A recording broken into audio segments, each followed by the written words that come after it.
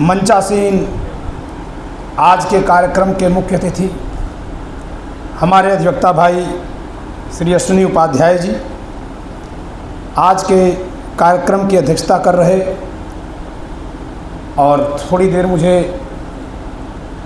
व्यक्तिगत तौर से संवाद का बात करने का मौका मिला। अत्यंत तर्कशील और दोष गुण का विवेचन करने की अद्भुत क्षमता रखने वाले आदरणीय श्री देवी प्रसाद गुप्ता जी जोश और जज्बात से भरे व्यक्तिगत संवाद में ऐसा मुझे महसूस हुआ। आज के अति विशिष्ट अतिथि श्री अरविंद दुबे जी और दिल्ली में बैठकर बुंदेलखंड जैसे सुदूर तो नहीं कहेंगे, लेकिन शासन प्रशासन की नज़र में जो सबसे पिछड़े इलाकों में से एक माना जाता है, ऐसे इलाके की समस्याओं पर समय बिताने वाले, समय लगाने वाले, बुद्धि खपाने वाले और उनको सामने रख करके सरकार से सवाल करने वाले पत्रकार श्री विनोद शुक्ल जी का मैं हार्दिक अभिनंदन करता हूं। आज के कार्यक्रम का जो प्रांगण स्थल है, ये मां सरस्वती का एक पावन मंदिर है, और यहां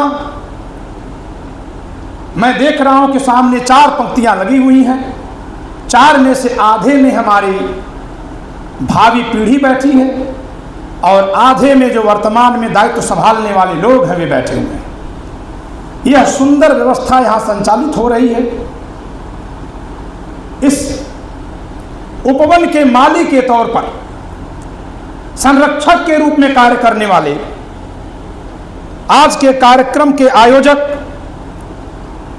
डॉक्टर सत्यनारायण सिंह परिहार जी, और मुझे इस कार्यक्रम में आप सबके सामने खड़ा करके बोलने योग्य समझने वाले YouTube से हमसे जुड़े हमारे मित्र डॉक्टर देव सिंह जी जो आज के कार्यक्रम के संयोजक हैं, इन सबको मैं अभिनंदन करता हूं, नमन करता हूं। और यह सब एक है और इसके आगे अगर ये न हो तो ये अधूरा है। यह जितना मैंने नाम लिया विभिन्न जनों का, यह सब मिलकर एक है, यानी मंच है। और दर्शक के बिना, श्रोता के बिना, और दर्शक और श्रोता में भी सुधी गुणी के बिना यह मंच अधूरा है। तो इस मंच को पूर्णता प्रदान करने वाले आप सबका मैं हार्दिक वंदन करता हूं, अभिनंदन करता हूं।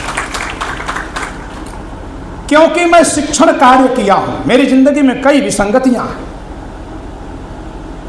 मैं हूं अधिवक्ता, लेकिन मैंने अध्यापन कार्य किया। कभी जरूरत पड़ने पर कोर्ट में जाता हूं, खास मुकदमों में। लेकिन यहां मैं अपने शिक्षक की भूमिका में सबसे पहले इन विद्यार्थियों की तरफ मुखातिब होता हूं और आपके सामने इस देश और समाज में जो राजनीति के जरिए विषाक्तता आ रही है, जहर आ रहा है, जो जाति और धर्म के नाम पर आ रहा है, उस पर आपका संविधान क्या कहता था और इसको आज बदलकर कहां तक पहुंचाया गया है, जो एक तरह से सामाजिक विद्रूपता खड़ा करने का कारण बना है, एक अनोखे तरह का भ्रष्टाचार है, मैं उसको आपके सामने रखूंगा। तो हमारे सभी युवा विद्यार्थी सब तैयार हैं सुनने के लिए? संविधान पर चर्चा होगी।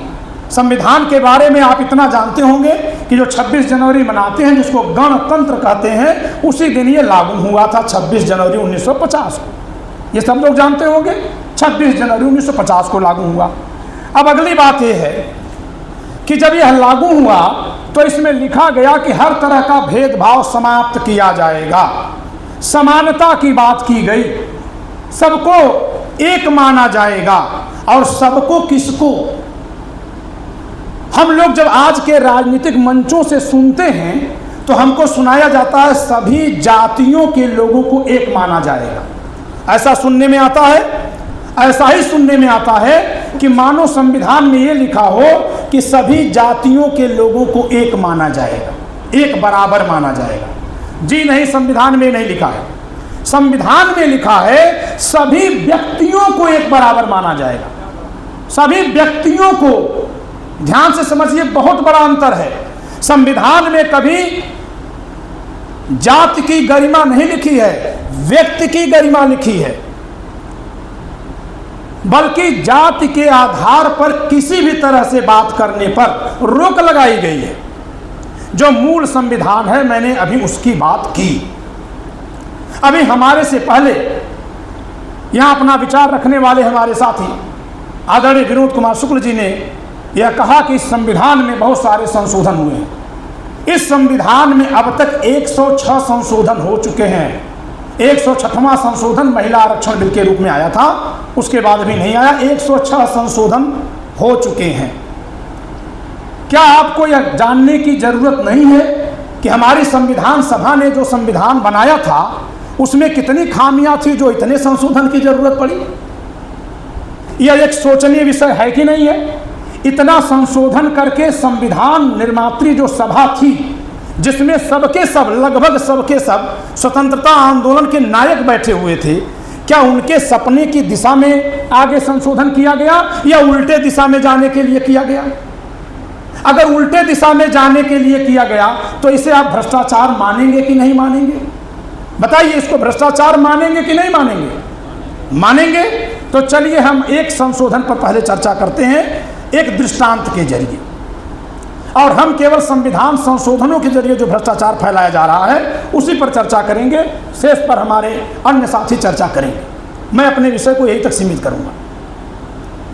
एक जगह कहीं कोई खेल हो रहा है, कहीं कबड्डी हो रही है, कबड्डी में 2 टीम बना दी गई, कुश्ती हो रही है, 2 लोग कुश्ती लड़ रहे हैं। कुछ मानक तय किए जाएंगे कि इस तरह से कोई खेलेगा तो उसको जीता माना जाएगा, इतने नंबर पा लेगा तो जीता माना जाएगा। यही तो होगा ना, कम नंबर जो पाएगा हारा माना जाएगा। और 2 लोगों को आपने दो टीम बना दी, कबड्डी खेल रही है। लेकिन आपने देखा कि बच्चों में से कुछ बच्चे ऐसे हैं जिनके घर पर भोजन की कमी है। ध्यान दीजिएगा, कुछ बच्चे ऐसे हैं, बच्चों ध्यान से सुनना, बेटा संविधान की बात है, आपके राष्ट्र निर्माण में आपकी भूमिका को तय करने वाली बात है।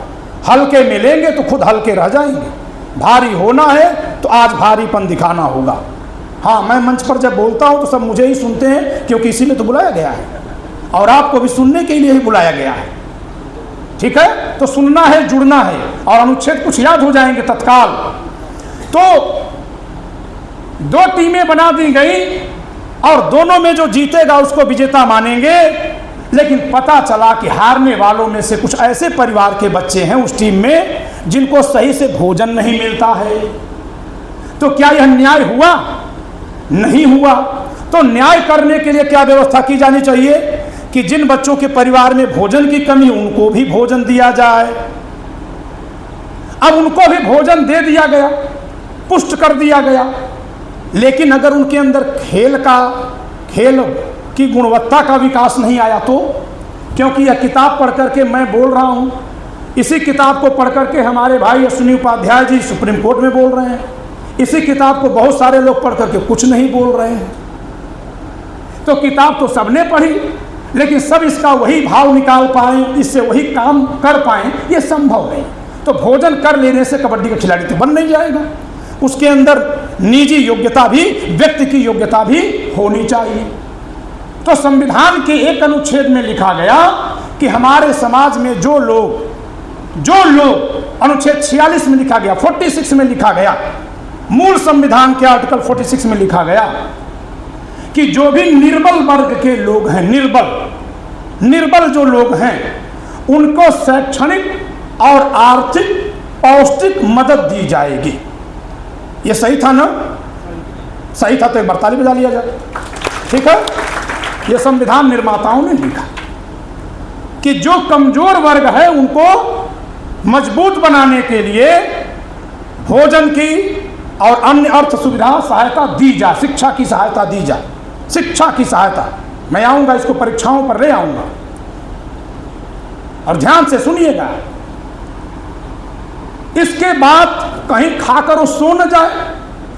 ये भी तो हो सकता है तो एक अनुच्छेद बाद में जोड़ा गया मौलिक कर्तव्य के तौर पर 1976 में 42वें संविधान संशोधन के द्वारा।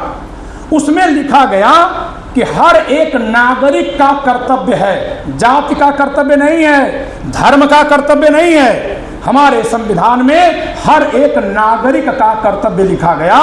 हर एक नागरिक का यह कर्तव्य है कि वह अपनी योग्यता का अधिकतम विकास करे। क्या करे? अपनी योग्यता का, अपनी क्षमता का अधिकतम विकास करे। जैसे मैं संविधान पढ़ने की जिम्मेदारी अगर लिया या मुझे दी गई, तो मैं इसका अधिकतम अध्ययन करके अधिकतम प्रयास से आपके बीच अपनी ऊर्जा से कुछ दे सकूं, यह मेरा कर्तव्य संविधान ने तय कर दिया है। तो एक तरफ अगर कहीं कोई कमजोर था, उसको भोजन और शिक्षा भी दे दी जाए। दूसरी तरफ अगर उसके साथ भेदभाव हो रहा था, तो अनुच्छेद 15 और 16 में लिख दिया गया भेदभाव की मनाही है। जातिगत, धर्मगत, लिंगगत किसी भी तरह का भेदभाव नहीं होगा। तो एक तो भेदभाव नहीं होगा, दूसरे भोजन दिया जाएगा। संविधान में लिखा था, लोग भोजन पाए सोने लगे, तो एक कर्तव्य लिखा गया 42वें संशोधन द्वारा।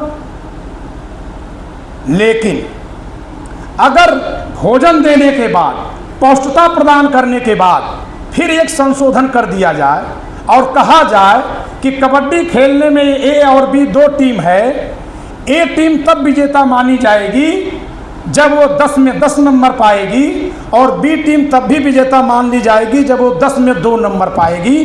क्या इस संविधान का यह संशोधन भी उचित है? यह संशोधन उचित है? संविधान के एक ऐसे अनुच्छेद का मैं उल्लेख करूंगा जिधर किसी की नजर नहीं होती है। मेरी भी नहीं थी, मेरी भी नहीं थी। हम लोग ईमानदार लोग हैं, हम स्वीकार करते हैं। मैं 22 साल से संविधान पढ़ाया, लेकिन मेरी नजर भी 4-6 महीने पहले ही गई। जब नीट में -40 वाली बात आ गई, तो मैं संविधान को खोला, इसमें कहाँ है? मिल गया। अब मिला तो मौलिक संविधान में है कि बाद में जोड़ा गया है? तो ये बाद में जोड़ा गया है, बाद में जोड़ा गया है। और बाद में जो कुछ भी संविधान में जोड़ा घटाया जाता है, तो सरकारों में जाने वाले लोग उसको अपनी पार्टियों में मुद्दा बनाते हैं। 370 हटाना था तो मुद्दा बना था कि नहीं बना था? 370 किसी के घर में था कि संविधान में था? तो संविधान में जो बदलाव करना था उसको मुद्दा बनाया गया। लेकिन 335 को जब बदला गया तो कोई मुद्दा बना? किसी को अगर मुद्दा बनता तो सबको पता होता। नहीं, हम लोगों को भी नहीं पता है, मुद्दा ही नहीं बना। ये बदला गया वर्ष 2002 में। संशोधन का नाम है 82वां संविधान संशोधन, 82nd कॉन्स्टिट्यूशनल अमेंडमेंट। अनुच्छेद 335 में लिखा हुआ था और है, पर आऊंगा। अनुच्छेद 335 में लिखा हुआ था कि जिस किसी निर्बल वर्ग को आप आगे बढ़ाए होंगे भोजन और साधन देकर, उसको भी जब कहीं उसको नियुक्ति देंगे तो योग्यता जब अर्जित करेगा, दिखाएगा, दक्षता उसके अंदर होगी, तभी देंगे। ये अनुच्छेद 335 में लिखा हुआ था कि जो प्रशासनिक पद उसको देंगे तो उसके साथ कोई समझौता नहीं करेंगे, चाहे उसको जितना अच्छा शिक्षण संस्थान में पढ़ा लीजिए, फ्री में पढ़ा दीजिए, फ्री में कोचिंग चल रही है, फ्री में स्कूल में पढ़ाने की व्यवस्था हुई। लेकिन जब परीक्षा में आएगा, यानी दक्षता का मापदंड निर्धारित होगा, तो उसमें कोई समझौता नहीं किया जाएगा। ये संविधान सभा में लिखा गया था अनुच्छेद 335 में। चाहे संविधान का निर्माता बाबा साहब डॉक्टर भीमराव अंबेडकर को मानते हो, या संविधान का निर्माता आप BN राव सर को मानते हो, या संविधान का निर्माता सकल संविधान सभा को मानते हो, लेकिन जो लिखा था वो अनुच्छेद 335 में यही लिखा था। 3 बातें मैंने बताई जो 2 मूल संविधान में लिखा था। क्या? अनुच्छेद 46 में लिखा था कि कोई भी जो गरीब है, जो पीछे रह गया है, उसको शैक्षणिक, आर्थिक, पौष्टिक वृद्धि के लिए प्रयास किया जाएगा। दूसरा लिखा था कि लेकिन जब सरकारी नौकरी या शासकीय पदों पर रखा जाएगा तो दक्षता से कोई समझौता नहीं किया जाएगा। और चौथा, जो इंदिरा गांधी जी की सरकार में मूल कर्तव्य जोड़ा गया, उसमें लिखा गया कि हर व्यक्ति का कर्तव्य है कि अधिकतम विकास करे। तो जब भाई शिक्षा के लिए व्यवस्था की गई, भोजन की व्यवस्था की गई, तो आपको अधिकतम विकास खुद करना चाहिए कि नहीं करना चाहिए? लेकिन 2002 में सरकार किसकी थी हमको यह बताने की जरूरत नहीं, बच्चे जरा गूगल करके खोजेंगे, सारे प्रधानमंत्रियों का नाम याद होना चाहिए, सन के साथ याद होना चाहिए। मैं जब कक्षा 9 में था मुझको याद था, मैं ऐसे ही जा रहा था एक बार अपने गांव में, तब तक किसी ने पूछा कि फला समय पर प्रधानमंत्री कौन था। मैं स्कूल जा रहा था, तब तक कोई कहा कि ये बच्चा जा रहा है बता देगा। वो कहा ये क्या बताएगा। मैंने न केवल प्रधानमंत्रियों का नाम बताया, सारे राष्ट्रपतियों का नाम बता दिया। आप किसका नाम याद करने में इंटरेस्टेड हैं उसी का नाम याद होगा, और ये अगर आप याद करेंगे तो केवल प्रधानमंत्रियों का नाम ही नहीं याद होगा, फिर उनके कालखंड आपको याद हो जाएंगे, फिर किसने क्या किया ये याद होगा, फिर किसने कब अच्छा किया ये याद होगा, फिर किसने कब धोखा दिया ये भी आपको याद रहेगा। और धोखा कब खाए अगर ये हम जान जाएंगे तो हम जागृत रहेंगे, तो दोबारा धोखा खाने से बचते रहेंगे। तो सतर्कता के लिए ज्ञान भी जरूरी है। तो अगली बात करते हैं, 82वां संशोधन सन 2002 में हुआ। उसमें लिखा गया है 82वें संविधान संशोधन के जरिए अनुच्छेद 335 में कि अनुसूचित जातियों और अनुसूचित जनजातियों के लोगों को सरकारी नौकरियों में जब रखा जाएगा तो इनके लिए दक्षता का मापदंड कम कर दिया जाएगा। अरे उनकी योग्यता बढ़ानी थी ना, उनकी योग्यता बढ़ानी थी, न कि दक्षता का मापदंड कम कर देना था।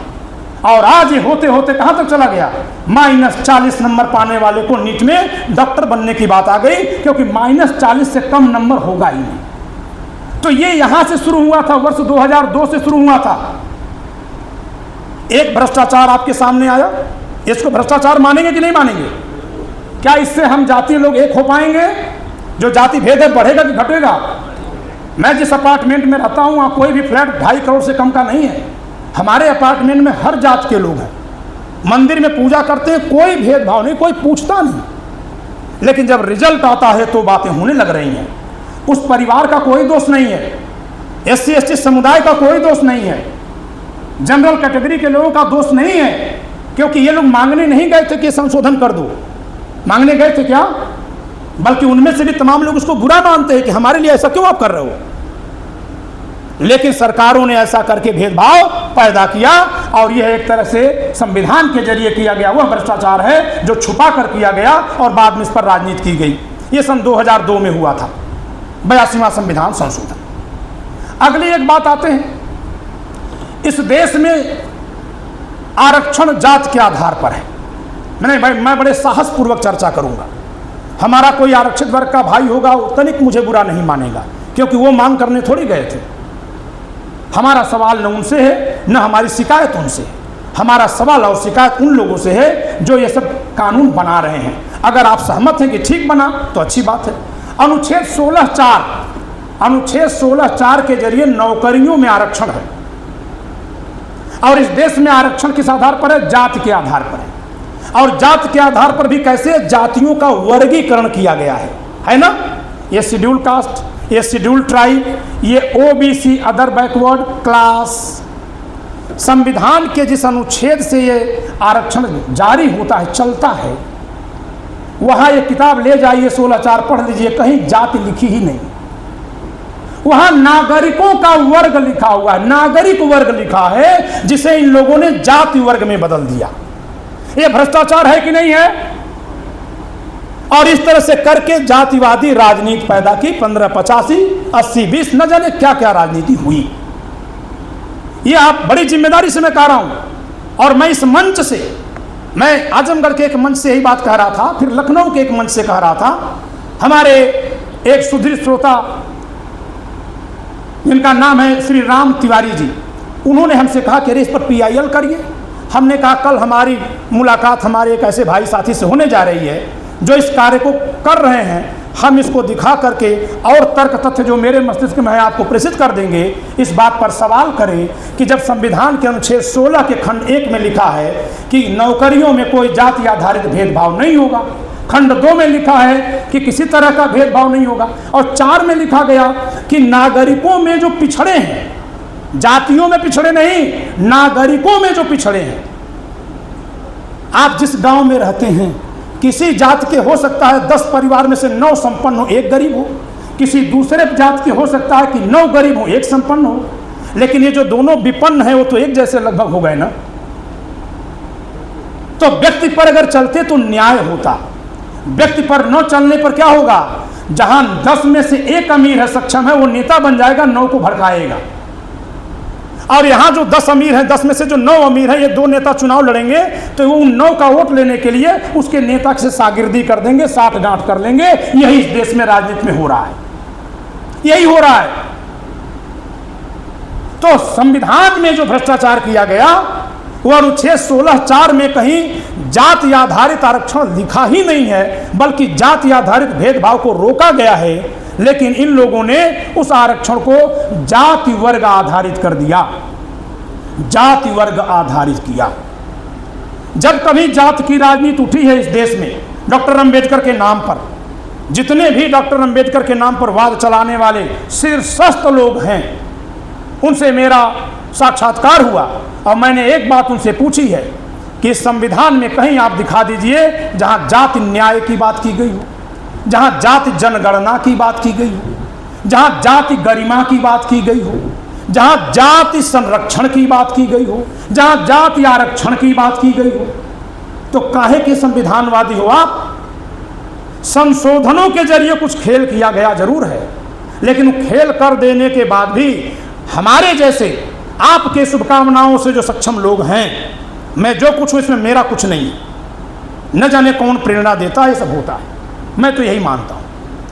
लेकिन हम जैसे लोग, इसको तुमने तोड़ मरोड़ दिया है, तुम लोगों ने तोड़ मरोड़ दिया है, तब भी हमारी सक्षम निगाहें वहां तक पहुंच जा रही हैं कि आज जो इसको तोड़ मरोड़ करके जहां पहुंचाया गया है, उसके बावजूद भी जो तुम कर रहे हो गलत है, वो इसके अनुसार आज के हिसाब से भी मान्य संवैधानिक नहीं है।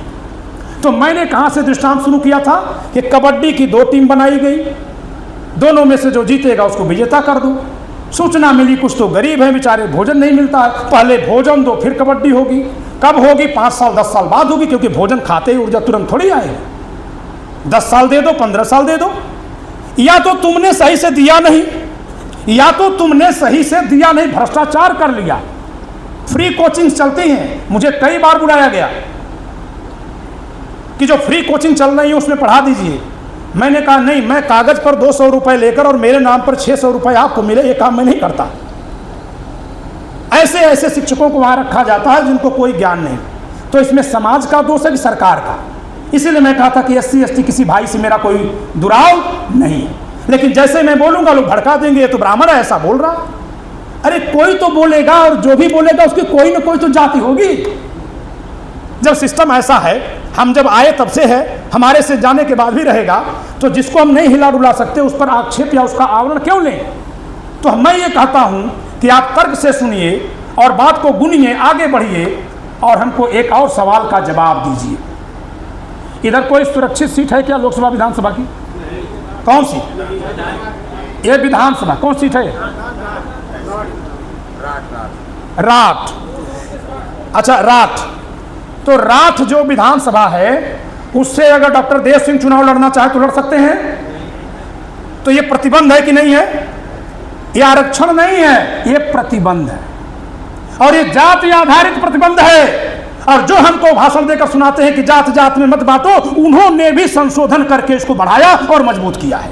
ये दूसरा भ्रष्टाचार कि तुम कहते कुछ हो करते कुछ हो। वर्ष 2019 में इसको फिर से 10 साल के लिए बढ़ाया गया, वर्ष 2019 में। और यहाँ जो लोग भी बैठे हैं सब बड़े सक्षम लोग बैठे हैं। उन सक्षम लोगों से और आप सबसे मेरा अनुरोध है कि जरा अपने दिमाग पर, स्मृति पर जोर डालिए और जरा याद करिए कि इस संविधान के अनुच्छेद 234, मैंने 235 की बात कर दी, 334 सॉरी, मैंने 335 की बात कर दी, एक अनुच्छेद पीछे आते हैं, 334 की बात करते हैं।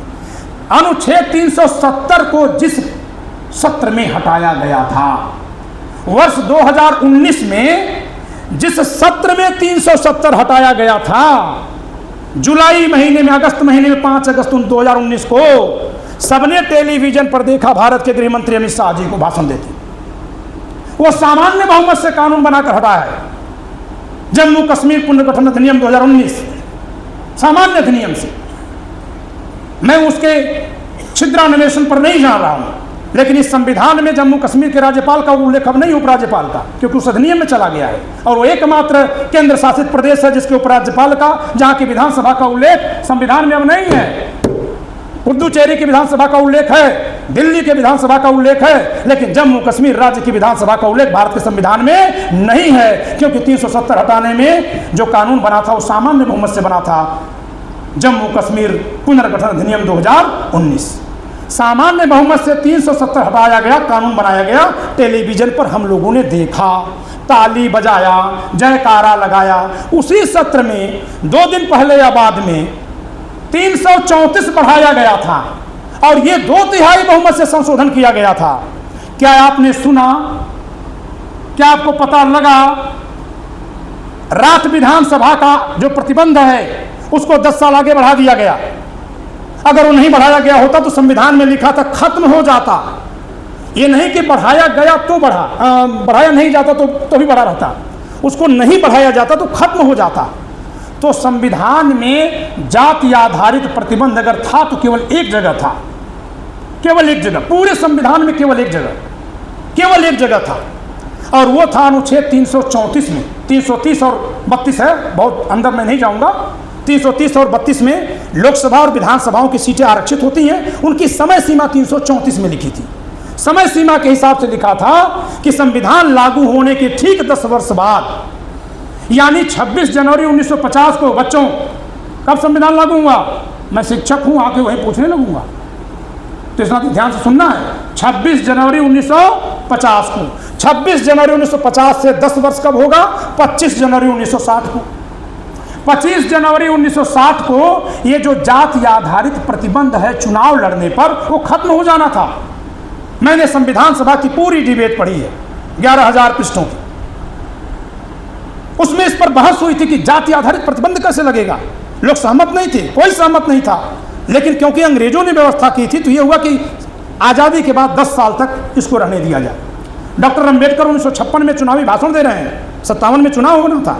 उन्होंने कहा कि ये आपको इसी चुनाव में अपने को जीत कर लाना है और साबित करना है कि आप सबका रिप्रेजेंटेशन करने लायक हैं, नहीं तो लोग कहेंगे कि आप जब नहीं रिप्रेजेंटेशन, मतलब उनका भाषण है। 1960 में जो चीज़ संविधान सभा की द्वारा स्वतः समाप्त होना लिखी थी, वो 2026 में भी कैसे चल रही है। कितनी बार संविधान बदला गया पता है? 7 बार बदला गया है, 7 बार। 1960 में बदला गया, 70 में बदला गया, 80 में बदला गया, 90 में बदला गया, सन 2000 में बदला गया, अटल बिहारी वाजपेयी की सरकार थी। 2010 में बदला गया, और जो मैं बोल रहा हूँ उससे 1 साल कम करिएगा, 9 की इकाई में बदला जाता है, क्योंकि 26 से वो 60 में तो खत्म हो जाता ना। तो जैसे 1959 में बदला गया, 69 में बदला गया, 79 में बदला गया, 89 में बदला गया, 99 में बदला गया, 2009 में बदला गया और 2019 में बदला गया। अब ये 2030 तक जा चुका है। राज्य विधानसभा में आदरणीय डॉक्टर देव सिंह जी या आप में से कोई भी, आदरणीय परिहार सर, कोई भी प्रयास कर लें और आप लोग कहें कि बड़े लोकप्रिय, हम इनको विधायक बनाकर भेजेंगे, ये हमारे इलाके की बहुत अच्छी बात करेंगे, जानकारी है, लेकिन आप इनको चुन ही नहीं सकते। ये कैसा लोकतंत्र है जिसमें जातिगत प्रतिबंध है? तो ये कैसा लोकतंत्र है? ये भ्रष्टाचार है कि नहीं है? और हम लोगों ने इसको सहज मान लिया, और सहज मानने का परिणाम ये हुआ कि जो लोग जाति हटाने की बात करते हैं वो लोग जाकर के यही जातिवादी प्रतिबंध, जब 1992 में संविधान संशोधन हुआ है, 1992 में पंचायती राज आया, नगर पालिका के कानून बने, तो ये वार्ड मेंबर पर भी आरक्षण हो गया, यानी प्रतिबंध हो गया। ग्राम प्रधान पर हो गया ना, ग्राम प्रधानी, वार्ड मेंबर, बीडीसी, ब्लॉक प्रमुख, जिला पंचायत सदस्य, जिला पंचायत प्रमुख, टाउन एरिया का वार्ड मेंबर, टाउन एरिया का चेयरमैन, नगर पालिका का वार्ड मेंबर, नगर पालिका का मेयर, नगर निगम का मेंबर, नगर निगम का मेयर, ये सारे पदों को जातिगत आधार पर शिफ्ट कर दिया गया। संविधान ने क्या कहा था? हर नागरिक को चुनाव लड़ने और वोट देने का अधिकार होगा, अनुच्छेद 326। उसका एक अपवाद था अनुच्छेद 334 में, जो महज 10 वर्षों के लिए था, केवल लोकसभा विधानसभा में था। उस 10 साल को बढ़ाकर 80 साल तो किया ही गया, हर जगह उसको बढ़ा दिया, हर जगह बढ़ा दिया। अब थोड़ी सी और बात करके मैं अपनी बात को विराम दूंगा, क्योंकि यही एक बात मैं समझ रहा हूँ जाननी इसलिए जरूरी है क्योंकि किसी के भी संज्ञान में नहीं है। हाथ उठाकर बताइए, सब लोगों में से कोई ऐसा है जो जानता था इसको? लोग ये मान चुके थे कि ऐसा ही है। और मैं आप सबको नहीं कह सकता हूं, आप में सामान्य विशेषज्ञ दोनों होंगे। जितने विशेषज्ञ लोग हम जैसे लोग हैं वो भी नहीं जानते हैं, लोग आदी हो चुके हैं। अब इसका दूसरा परिणाम बताता हूं। इस देश में, प्रदेश में, उत्तर प्रदेश में 86 सीटें विधायकों की रिजर्व है, 403 में 86, 21% से अधिक एससी कम्युनिटी के लिए हैं। एससी कम्युनिटी में बहुत सारी जातियां हैं। डोम जात का कोई विधायक बता दीजिए, टिकट भी मिला हो डोम जात को। नट जाति के किसी विधायक को टिकट मिला हो, मुसहर जाति के किसी विधायक को, किसी व्यक्ति को टिकट मिल गया हो। अब आप कहेंगे अच्छा इसका मतलब कुछ खास जाति के लोग ही टिकट पा रहे हैं, तो थोड़ा और नीचे ले आऊंगा, क्योंकि मैं जातिवादी नहीं हूं, मैं व्यक्तिवादी हूं। व्यक्ति दोषी और व्यक्ति ही अच्छा, मेरा सिद्धांत है। जिन जातियों के लोग सांसद विधायक बने फिर रहे हैं आरक्षण के वजह से, आरक्षित सीटों से, पता लगा लीजिए, एक तो जहां जिस जात की जनसंख्या अधिक है उसी जात के चुने जाते हैं, अनुसूचित जात में भी, और दूसरे जिस परिवार के एक बार चुन लिए गए थे उस परिवार के या उसके बगल वाले परिवार, 2-3 परिवारों ने इस सबके त्याग पर, प्रतिबंध पर कब्जा कर लिया है। और वहां जाकर वो कहां खड़े होते हैं, इसी कानून को बचाए रखने के पक्ष में। तो जो संविधान व्यक्ति के आधार पर न्याय की बात करता था, व्यक्ति की गरिमा की बात करता था, उसके माध्यम से अपना हित बचाने के लिए, दूसरों का हित हड़पने के लिए इन्होंने जातिवादी कानून को इसमें डाल दिया, आगे बढ़ा दिया। और अब समाज में आकर व्यक्ति की बात करने की बजाय जाति की बात करते हैं। खूब जाति की बातें होती है ना, फला जात के लोग खराब हैं, फला जात के लोग अच्छे हैं, मानो सारे पूरे एक जात के लोग एक ही जगह कहीं बैठकर फैसला करते हो। ऐसा होता है क्या? तो इस नाते हमको इस तरह के करप्शन पर भी ध्यान रखना होगा और यह देखना होगा कि जिस संविधान से यह देश संचालित हो रहा है इसमें कितनी विकृतियां पैदा की जा रही हैं, इसको ध्यान लेना होगा। हमारा एक चैनल है the logical Indian YouTube channel, the logical Indian YouTube channel, बच्चों याद हो गया, द लॉजिकल, लॉजिकल से ही न्याय होता है, जब तक लॉजिक नहीं है न्याय नहीं होगा। मैंने आदरणीय श्री गुप्ता जी की जो तारीफ की है उसमें मेरा विशेषण था तर्कशील, तर्कशीलता के बिना न्याय नहीं हो सकता। इस नाते मेरे चैनल का नाम है the logical Indian YouTube channel है, आप लोग उसको सब्सक्राइब कर लीजिएगा। मेरे विचार आपको तक पहुंचते रहेंगे। मुझे सुनने के लिए, धैर्य बनाए रखने के लिए, झेलने के लिए धन्यवाद। उम्मीद है कि आपने आत्मसात किया होगा, बहुत कुछ नई बात गई होगी, अगर गई होगी तो मेरा बोलना यहाँ आना सार्थक है। धन्यवाद।